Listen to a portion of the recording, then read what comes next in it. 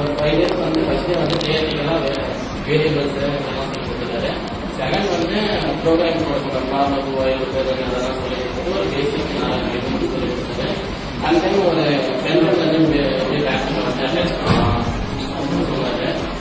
class ஒரு வச்சு அது ஒரு கிளாஸ்